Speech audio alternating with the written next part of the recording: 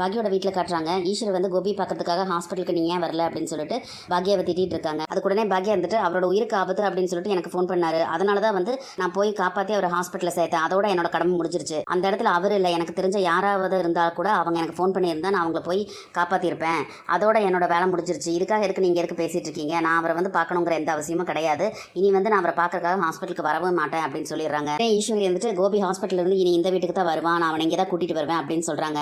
அது ஒரு நாளும் நடக்காது, அதுக்கு நான் விடவே மாட்டேன் அப்படின்னு சொல்லிடுறாங்க பாக்யா. உங்க கூட பேச முடியாது, நான் வந்து பார்த்துக்கிறேன் அப்படின்னு சொல்லிட்டு கோபி பார்க்கறதுக்காக ஹாஸ்பிட்டல் கிளம்பிடுறாங்க. கிளம்பும்போது பாக்யா இருந்துட்டு நீங்கள் நினைக்கிறதெல்லாம் நடக்காதத்த, அதுக்கு எந்த முயற்சி நீங்கள் பண்ணாதீங்க அப்படின்னு சொல்லிடுறாங்க. உடனே ஈஸ்வரியும் திரும்பி பார்த்துட்டு என்னோட பையனை வந்து எந்த காலத்துலையும் நான் இழக்க முடியாது, அதனால கோபி நேராக இந்த வீட்டுக்கு தான் வருவான், நான் இருக்கிற இடத்துக்கு தான் வருவான் அப்படின்னு சொல்கிறாங்க. யார் என்ன சொன்னாலும் சரி, அவர் இந்த வீட்டுக்கு இனிமேல் வரவே கூடாது, அதுக்கு நான் விடவே மாட்டேன் அப்படின்னு சொல்லிட்டு பாக்யாவும் ஸ்ட்ரிக்டாக சொல்லிடுறாங்க.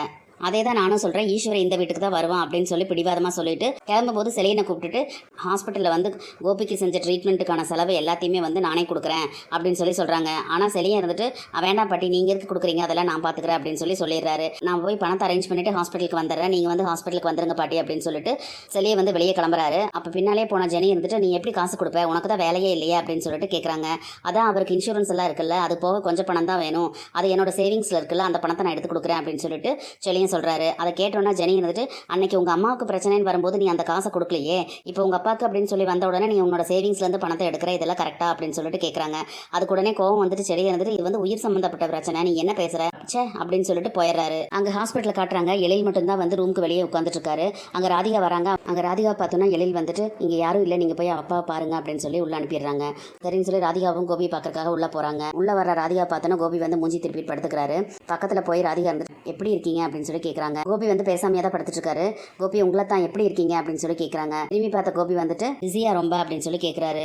என்ன அப்படின்னு சொல்லி ராதிகா கேட்கவும் இல்லை ஆஃபீஸில் ரொம்ப பிஸியான்னு சொல்லி கேட்டேன் அப்படின்னு சொல்லி கேட்குறாங்க. என்ன பிஸி அப்படின்னு சொல்லிட்டு ராதிகா சொல்கிறாங்க. இல்லை நான் வந்து ஹார்ட் அட்டாக் வந்து என்னை காப்பாற்றி ஹாஸ்பிட்டலுக்கு கூட்டிகிட்டு வந்து ஆப்ரேஷன் பண்ணி ஐசியூவில் இருந்து இன்னைக்கு நான் ரூமுக்கு வந்திருக்கேன். இவ்வளோ விஷயம் நடந்திருக்கு, ஆனால் நீ பாட்டுக்கு இப்போ அசால்ட்டாக இப்போ வரைய அப்படின்னு சொல்லி கேட்குறாங்க. நான் நிறைய தடவை வந்தேன் கோபி, என்னை யாருமே உங்களை பார்க்க விடலை அப்படின்னு சொல்லிட்டு ராதிகா சொல்கிறாங்க. நடு ரோட்டில் அனாத பணமாக செத்து போயிடுவேணும்னு சொல்லி பயந்துட்டேன் அப்படின்னு சொல்லிட்டு சொல்கிறாரு. அதை கேட்டோன்னு ராதிகாக்கு ஒரு மாதிரி பதறாங்க. கடவுள் எனக்காக இல்லை அப்படின்னு சொல்லி நினச்சேன், ஆனால் கடவுளோட அருள் வந்து எனக்கு இருக்குது அப்படின்னு சொல்லி காமிச்சிட்டாங்க. வாழ்க்கையில் நம்ம ஒரு சின்ன விஷயம் தான் வந்து நம்ம எல்லாத்தையுமே மாற்றும் அப்படின்னு சொல்லி சொல்லுவாங்க இல்லையா. நம்ம வந்து பட்டு அனுபவிக்கிற அனுபவம் தான் வந்து நம்ம வாழ்க்கையில் எல்லாத்தையுமே நமக்கு கற்றுக் கொடுக்கும்னு சொல்லி சொல்லுவாங்க இல்லையா. அதை நான் வந்து இன்னைக்கு தான் வந்து மனசார உணர்றேன் அப்படின்னு சொல்லி கோபி சொல்கிறாரு. நம்ம என்னதான் அலட்சியப்படுத்தினாலும் துரோகம் பண்ணாலும் நம்ம குடும்பம் தான் நமக்குன்னு சொல்லி முதல்ல வந்து நிற்கும் அப்படிங்கிறது இன்னைக்கு தான் நான் உணர்ந்திருக்கேன் அப்படின்னு சொல்லியும் வேற சொல்கிறாரு. நான் உன்னை எவ்வளோ நம்பினேன், நடு ரோட்டில் நெஞ்சு வலி வந்து நெஞ்சை பிடிச்சிட்டு உட்காந்துட்டு இருக்கும்போது முதல்ல எனக்கு உன் ஞாபகம் தான் வந்தது. உன்னை நினச்சி தான் நான் பயப்பட்டேன், எனக்கு ஏதாவது ஆயிடுச்சுன்னா என்ன பண்ணுறதுன்னு சொல்லிட்டு உனக்கு தான் நான் முதல் ஃபோன் பண்ணேன், ஆனால் நீ எடுக்கவே இல்லைல்ல. அப்புறம் உனக்கு கூப்பிட்டேன், யாருக்கோ கூப்பிட்டேன், இனியா செலியன் எல்லாத்துக்குமே கூப்பிட்டேன், யாருமே ஃபோன் எடுக்கல. அதுக்கப்புறம் அம்மாவுக்கு கூப்பிட்டேன், அத்தைக்கு கூப்பிட்டேன், யாருமே ஃபோன் எடுக்கவே இல்லை. ஆனால் கடைசியில் நம்பிக்கையே இல்லாமல் என்னடா பண்ணுறதுன்னு தெரியாமல் பயத்தோடு தான் வந்து நான் வந்து அந்த பாக்யாவுக்கு கால் பண்ணேன். ஆனால் பாக்யா என்னோட ஃபோனை எடுக்க மாட்டா அப்படின்னு சொல்லி தான் நினச்சிட்டே தான் நான் கால் பண்ணேன். ஆனால் முதல் கால்லேயே அவள் என்னோட ஃபோன் அட்டன் பண்ணது மட்டும் கிடையாது. உடனே கிளம்பி நான் இருக்கிற இடத்துக்கு வந்து என்னை காப்பாற்றி ஹாஸ்பிட்டலில் சேர்த்து என்னோட உயிரை காப்பாற்றிருக்கா. ஷீ இஸ் கிரேட் அப்படின்னு சொல்லிட்டு சொல்கிறாரு.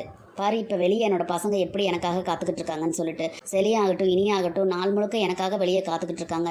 என்னோட குடும்பம் எனக்காக காத்துக்கிட்டு இருக்கு. நீ பார்த்தே இல்லை, குடும்பம் தான் வந்து எப்போவுமே முக்கியம். நம்ம என்னதான் நம்ம உதாசீனப்படுத்தினாலும் நமக்கு ஒன்றுனா முதல் துடிச்சிட்டு வந்து நிற்கிறது நம்ம குடும்பம் தான். அதை நான் நல்லா புரிஞ்சுக்கிட்டேன் அதிகா, நீயும் அதை நல்லா புரிஞ்சுக்க அப்படின்னு சொல்லி சொல்கிறாரு. என் அம்மா வந்து என்னை தலைமுடிக்கிட்டேன் அப்படின்னு சொல்லி சொன்னவங்க தான், ஆனால் அவங்க தான் வந்து விடிய விடிய எனக்காக ஹாஸ்பிட்டலில் இருந்தாங்கன்னு சொல்லி நான் கேள்விப்பட்டேன். அவங்கள விட எழில எடுத்துக்கோ, எழிலுக்கு வந்து என்னை கண்டாவே சுத்தமாக பிடிக்காது. ஆனால் அதுக்கு காரணமும் நான் தான். நான் பண்ண எல்லா விஷயங்களும் தான் அதுக்கு காரணம் எனக்கு தெரியும். ஆனால் அவன் தான் வந்து முதல் ஆளாக வந்து பாக்யா ஃபோன் பண்ணோன்னு எனக்காக ஹாஸ்பிட்டலுக்கு வந்து நின்னாங்கிறத நான் கேள்விப்பட்டேன். இதுக்கு மேலே எனக்கு என்ன வேணும், என் குடும்பம் எனக்காக இருக்குங்கிறது எனக்கு இப்போ தான் தெரியுது. நான் இத்தனை நாளாக தப்பு பண்ணிட்டேன் அப்படின்னு சொல்லிட்டு வந்து கோபி வந்து ரொம்ப கவலையாக சொல்கிறாரு. இதையெல்லாம் கேட்டுட்டு இருக்க ராதிகாவுக்கு வந்து ஒரு மாதிரி ஆகுது. அப்படியே பரிதவிச்சு நின்றுக்கிட்டு இருக்காங்க. ஆனால் இதையெல்லாம் விடு, இவங்கெல்லாம் வந்து எனக்காக இருக்காங்கன்னு சொல்லி நான் நினச்சேன். ஆனால் பாக்யா எடுத்துக்கோ, அவள் எதுக்காக எனக்கு செய்யணும், நான் அவளுக்கு பண்ண துரோகத்துக்கும் நான் செஞ்ச தப்புக்கும் வந்து நடு ரோட்லேயே செத்து தொலைங்க அப்படின்னு சொல்லி அவள் விட்டுட்டு போகலாம். ஆனால் அவள் அப்படி பண்ணலை, என்னோட உசுரை காப்பாற்றி கொடுத்துருக்கா. அவள் வந்து அந்த அளவுக்கு பண்ணியிருக்காளே, அப்போ நீ எப்படி இருக்கணும். ஆனால் நீ எப்போ வந்து எங்கே நிற்கிற பார்த்தியா, எல்லாம் முடிஞ்சதுக்கப்புறம் கடைசியாக வந்து ஆடி அசைஞ்சு வந்து நிற்கிற அப்படின்னு சொல்லிட்டு ரொம்ப கவலையோடு நொந்து போய் வந்து கோபி பேசுகிறாரு. கரெக்டாக வீட்டிலேருந்து கிளம்பி வந்த ஈஸ்வரியும் இனியா செலியும் எல்லாருமே வந்துடுறாங்க. அவங்கள பார்த்தோன்னே எழிலுக்கு வந்து ஒரு மாதிரி ஆயிடுது. ஐயோ இவங்க வந்துட்டாங்களே, உள்ள வேற ராதிகா இருக்காங்களேன்னு சொல்லிட்டு பக்கத்தில் வந்தோன்னே எழில இருந்துட்டு என்ன பாட்டி வந்துட்டு பாட்டி வந்த உடனே உள்ளே போகணுமா, உட்காருங்க பாட்டி கொஞ்சம் நேரம் அப்படின்னு சொல்லி எழுதி சொல்லவும், டேய் நான் வந்ததே கோபி பார்க்கறதுக்கு தான்டா, இங்கே வந்து உட்காரக்கா நான் வந்தேன் அப்படின்னு சொல்லிட்டு கதவை திறக்கிறாங்க. கதவை திறந்தோடனே ராதிகாவை பார்த்துடுறாங்க. ராதிகா பார்த்து செம டென்ஷன் ஆகிட்டு எழில முறைக்கிறாங்க. ஈஸ்வரி கதவை திறந்தது வந்து ராதிகாவும் கோபியுமே பார்க்குறாங்க. அப்போ உடனே சிலையும் இருந்துட்டு, டேய் இதுக்காக தான் இந்த மாதிரி பண்ணேன், எதுக்குடா அவங்கள வந்து அலோவ் பண்ணேன் அப்படின்னு சொல்லிட்டு திட்டுறாரு. ஈஸ்வர் வந்து கோவமா ரூம்குள்ளே வந்துட்டு, ஏய் உனக்கு இங்கே என்ன வேலை அப்படின்னு சொல்லிட்டு கேட்குறாங்க. அம்மா அப்படின்னு சொல்லி கோபி சொல்லும்போது, நீ பேசாம படுப்பு அப்படின்னு சொல்லிட்டு மரியாதை இங்கிருந்து வெளியே போ அப்படின்னு சொல்லி ராதிகாவை பார்த்து சொல்கிறாங்க. நான் ஏன் போகணும், இவரை நான் வந்து பார்க்கக்கூடாதா, எப்போ வந்தாலும் எப்போ பாரு யாரையோ துரத்துற மாதிரி சும்மா வெளியே போன்னு துரத்திக்கிட்டு இருக்கீங்க அப்படின்னு சொல்லி கேட்குறாங்க. நான் வந்து என்னமோ இவரை பார்க்க வராத மாதிரி இப்போ தான் நான் வர மாதிரி அவர் பேசிக்கிட்டு இருக்காரு அப்படின்னு சொல்லி வேற கேட்குறாங்க. இதுதான் சான்ஸ்ன்னு சொல்லிட்டு ஈஸ்வரி வந்து, ஆமாம் ஹாஸ்பிட்டலில் வந்து சேர்க்கும்போது டாக்டர் யாரையுமே பார்க்க விடலை, அந்த சமயத்தில் வந்து நீ பார்க்கறதுக்கு கேட்டிருந்தேன், அதனால் நான் முடியாதுன்னு சொல்லி உன்னை வந்து வீட்டுக்கு அமுச்சு வச்சேன். அதுக்கப்புறம் வந்து நீ வந்து எப்போ வந்தாலும் ஒரே சண்டை போட்டுக்கிட்டு அக்கப்போர் பண்ணிக்கிட்டு இருந்தேன். பாரு இப்போ கூட வாயாடி மாதிரி சண்டை போட்டுக்கிட்டு தான் இருக்கேன். அதனால தான் வந்து என் பையனோட உசுறு காப்பாற்றணும் அப்படிங்கிறக்கு வேண்டியதை நான் வந்து உன்னை பார்க்கக்கூடாதுன்னு சொல்லி சொன்னேன் அப்படிங்கிற மாதிரி திருப்பி விட்டுறாங்க. கோபிக்கு வந்து ஒரே குழப்பமாக பார்த்துட்டு இருக்காரு. ராதிகாவுக்கு வந்து தெரிஞ்சு போச்சு, இவங்க வந்து மொத்தமாக நம்மளை கோபிக்கிட்ட இருந்து பிரிக்க நினைக்கிறாங்க அப்படின்னு சொல்லி அதிர்ச்சியாகி பார்த்துட்டு நிற்கிறாங்க. இனி என்னெல்லாம் நடக்க போகுதுன்னு சொல்லி நம்ம பொறுத்திருந்து பார்க்கலாம் ஃப்ரெண்ட்ஸ். நம்ம வீடியோ பிடிச்சிருந்தா லைக் பண்ணி சப்ஸ்கிரைப் பண்ணுங்கள். தேங்க்யூ.